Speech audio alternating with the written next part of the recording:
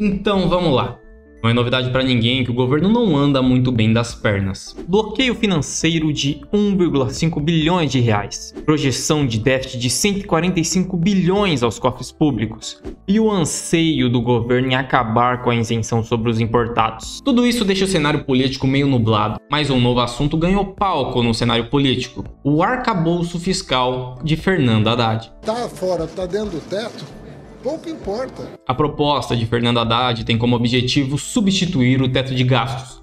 Mas será que isso realmente traz vantagens ou é só mais uma bomba relógio? É isso que a gente vai descobrir agora nesse vídeo.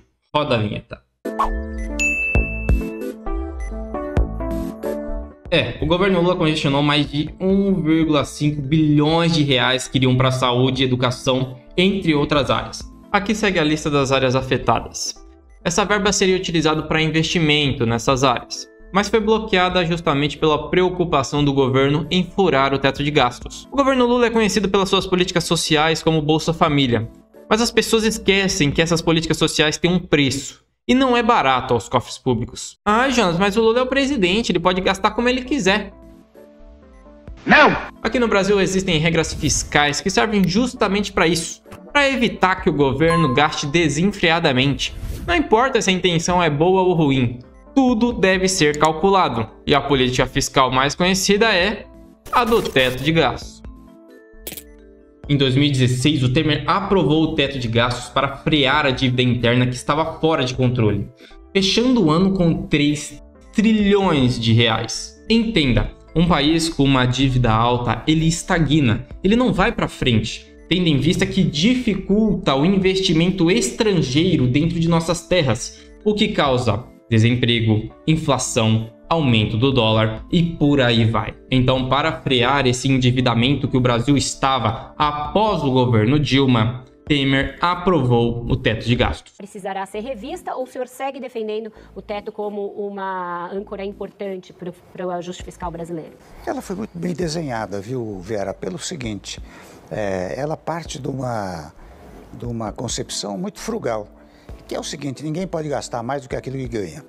Ora, o país também não pode gastar mais do que aquilo que arrecada. O teto de gasto, como Michel Temer falou, parte do princípio justamente de não gastar mais do que se arrecada. Então, entre 2016 e 2017 foi feita a somatória de todos os gastos primários que o governo tinha, como salários, aposentadorias, manutenções e etc. Além desses gastos primários, também foi estabelecida uma pequena quantidade para investimentos em áreas importantes, como saúde, educação e infraestrutura. Juntando tudo isso se dava o valor de teto. O governo tinha aquela verba para gastar com as funções importantes, com aquelas funções que devem ser pagas. O governo não pode atrasar os seus pagamentos. Beleza, entendemos o que é o teto de gastos. Agora a gente vai para o arcabouço fiscal. Como supostamente vai funcionar? O teto já não vai ser mais engessado como era antes. Agora ele vai ser mais flexível. O governo está falando que todo ano vai ter um aumento real de gastos. Então, todo ano o governo vai poder aumentar os seus gastos em, no mínimo, 0,6% ou, no máximo, 2,5%. Lembrando que essas informações eu peguei justamente do site da Câmara dos Deputados. E aí eu já começo a dar a minha opinião como cidadão comum. Só com essa notícia de aumento de gastos, eu já acho um absurdo. O governo não faz o menor esforço para cortar gastos. Se o governo ele quer aumentar os seus gastos, ele vai ter que aumentar a sua arrecadação. Como é que se aumenta a arrecadação num país como o nosso?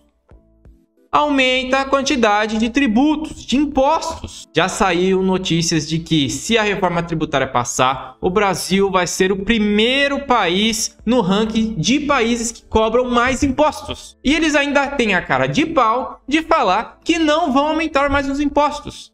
Essa reforma tributária, para mim, só nesse detalhe que eu falei aí do 0,6% ou 0,2% de aumento real, já é um absurdo.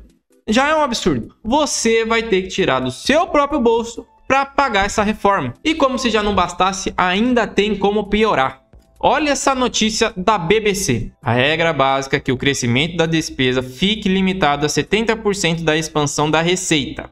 Ou seja, se o governo arrecadar mais do que estava pré-estabelecido, se eles conseguirem lucrar mais, eles vão poder gastar 70% a mais desse lucro. Por exemplo, o governo arrecadou R$1.000 a mais de impostos. ele vai poder gastar 70% a mais desses R$1.000. Então, o pensamento do governo é, se a gente conseguir gerar mais, a gente vai poder gastar mais.